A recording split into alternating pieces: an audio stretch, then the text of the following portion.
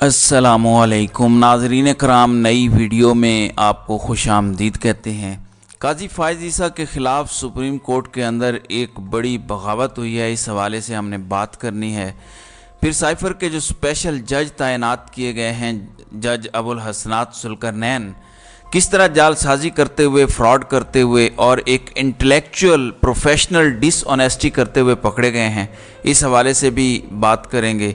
जबकि इमरान खान की जेल के बाहर पहली पेशी का हुक्म आ चुका है और इसी तरह शहबाज शरीफ की GHQ के अंदर आर्मी चीफ के साथ मुलाकात, इस मुलाकात के अंदर किस तरह से घुटनों को हाथ लगाए गए, इस पर भी बात करेंगे। नाज़रीन कराम, सुप्रीम कोर्ट को इस वक्त पूरी कौम देख रही है।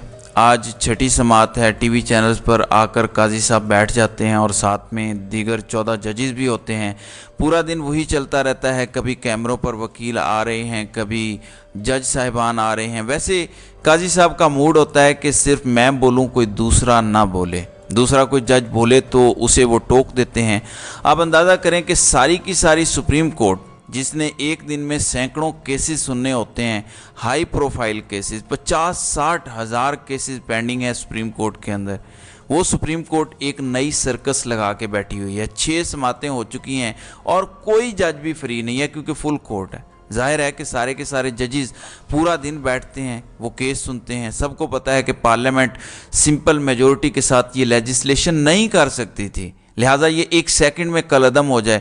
लेकिन क्योंकि ये ईगो का मसला है, अना का मसला है, और ये है कि मैं कंट्रोल कर लूँ, फतह कर लूँ किसी तरह सुप्रीम कोर्ट को, तो ये एक नया तमाशा चल रहा है। काजी साहब को पहले तो टफ़ टाइम दे रहे थे जस्टिस एजाजुल एहसन और जस्टिस मुनीब अख्तर, लेकिन आज याहिया अफरीदी ने काजी साहब को टफ़ टाइम दिया।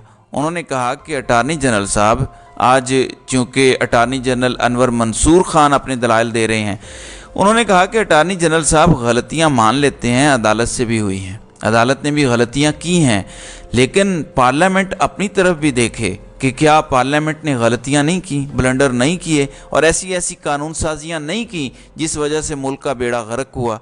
कानून साजी का असल मकसद 184(3) का था, यानी सोमोटो लेने का इख्तियार। मसला ये था कि सोमोटो कौन लेगा, कौन कंट्रोल करेगा। इन्होंने सारा ही गंद डाल दिया कि बेंचेस किसने बनाने हैं, फलां 3 जजेस ने बनाने हैं, तो इन्होंने पूरे का पूरा सिस्टम ही उखेड़ दिया है। उन्होंने कहा कि जो मसला था उसे ठीक करते, पूरे सिस्टम को क्यों ऊपर नीचे कर दिया। सुप्रीम कोर्ट पूरा इदारा और टाइटैनिक है, एकदम कैसे इधर उधर मोड़ा जा सकता है। एकदम आपने कहा कि अब कल से ये होगा, वो सोमोटो लेगा, वो वाले 3 जजेस बेंच बनाएंगे, अपील आ जाया करेगी, यानी आपने ऐसे पूरा सिस्टम ही उखाड़ दिया। तो अब आप अपनी तरफ भी देखें।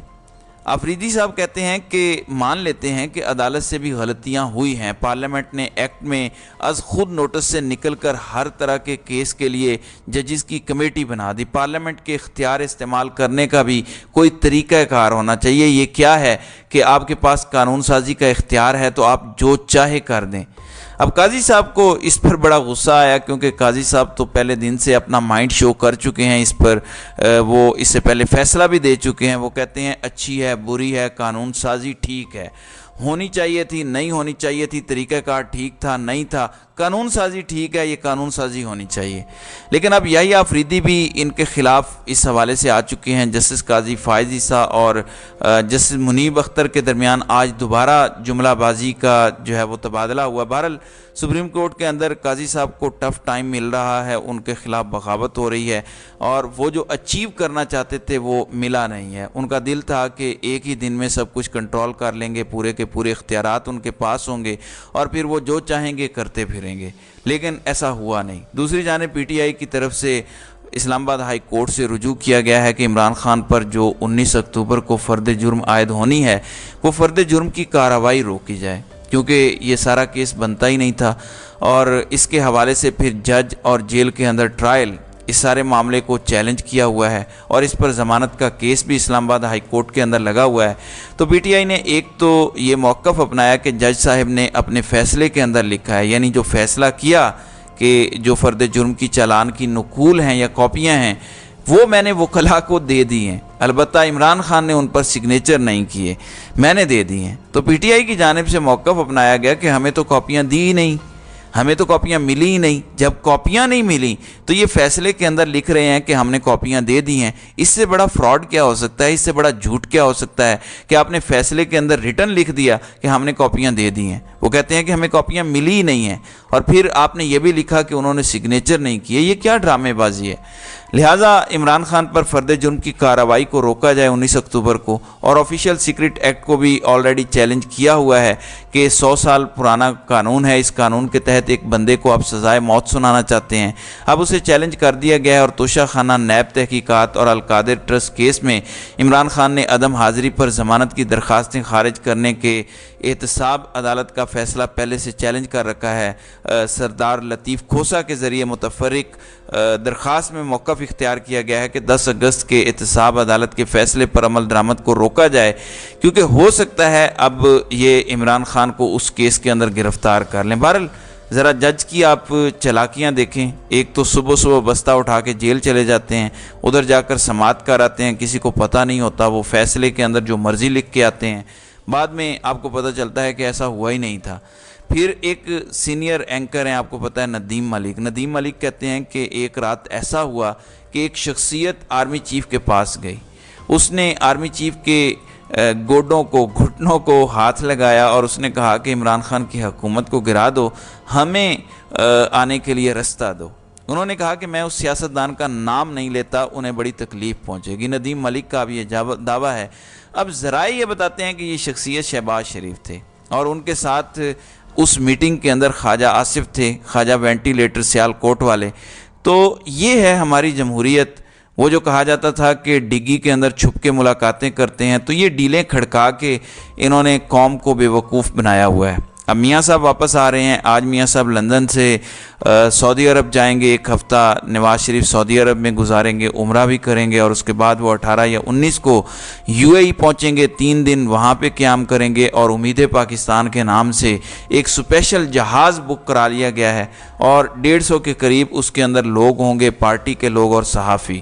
اس کے بعد یہ جہاز آئے گا اسلام آباد، آدھا گھنٹہ یہ جہاز وہاں رکے گا، اور آدھے گھنٹے بعد وہ لاہور پہنچے گا، اور وہاں سے ڈائریکٹ 21 اکتوبر کو میاں صاحب مینار پاکستان پر پوری قوم کو اپنا دیدار کرائیں گے، اور بتائیں گے کہ اب یہ جو چھوٹے بھائی کی وجہ سے پاکستان مشکل میں چلا گیا ہے، اس کو میں نے نکالنا کیسے ہے۔ لیکن اس ساری صورتحال کے اندر سوال یہ پیدا ہوتا ہے کہ ضمانت کیسے ملے گی؟ جب آپ قانون اور آئین کی بات کرتے ہیں تو پھر آپ کہتے ہیں کہ ایک مفرور، ایک بھگوڑا، ایک کنوکٹڈ، ایک اشتہاری اور ایک سزا یافتہ جیل سے علاج کا بہانہ کر کے گیا، اسے کیسے ضمانت مل سکتی ہے؟ کیسے وہ جلسہ کر سکتا ہے؟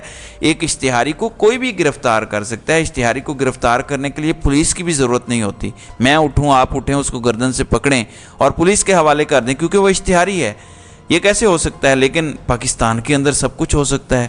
جج جو چاہیں فیصلے لکھ سکتے ہیں، جج جو چاہیں فیصلے دے سکتے ہیں، جرنیل پورے نظام کو اوپر نیچے کر سکتے ہیں، ملک کا بیڑا غرق کر سکتے ہیں، تو کچھ بھی ہو سکتا ہے۔ دوسری جانب عمران خان کی اڈیالہ جیل سے پہلی بار پیشی کی بھی امید پیدا ہوئی ہے۔ خان صاحب پر کیس ہے توہین الیکشن کمیشن کا۔ اس سلسلے میں عمران خان کی پروڈکشن آرڈر جاری کرنے کا فیصلہ کیا گیا ہے۔ IG اسلام آباد کو 24 اکتوبر کو عمران خان کو الیکشن کمیشن پیش کرنے کے لیے سیکیورٹی دینے کا حکم دیا گیا ہے۔ یعنی 24 اکتوبر کو عمران خان کو اڈیالہ جیل راولپنڈی سے نکال کر بھاری سیکیورٹی کے اندر الیکشن کمیشن کے اندر پیش کیا جائے۔ اب دو طریقے ہیں، ایک تو یہ ہے کہ ابوالحسنات ذوالقرنین کی طرح الیکشن کمیشن سکندر سلطان راجہ بھی اپنا بوریا بستر اٹھائیں اور سماعت جا کے کر لیں اڈیالہ جیل۔ دوسرا یہ کہ پھر خان صاحب کو یہاں پر لے آیا جائے۔ اب اگر عمران خان کو پہلی بار اڈیالہ جیل سے نکال کر ریڈ زون اسلام آباد میں لایا جاتا ہے تو خان صاحب پہلی دفعہ 5 اگست کے بعد قوم کے سامنے یا کیمروں کے سامنے آئیں گے، تو یہ ایک بہت بڑی اور ڈیفرنٹ سچویشن پیدا ہو سکتی ہے اگر عمران خان کو باہر نکالا جاتا ہے۔ تو ناظرین اکرام، آپ کی اس ویڈیو کے حوالے سے کیا رائے ہے؟ آپ اپنی رائے کا اظہار کامنٹ سیکشن میں ضرور کیجیے گا۔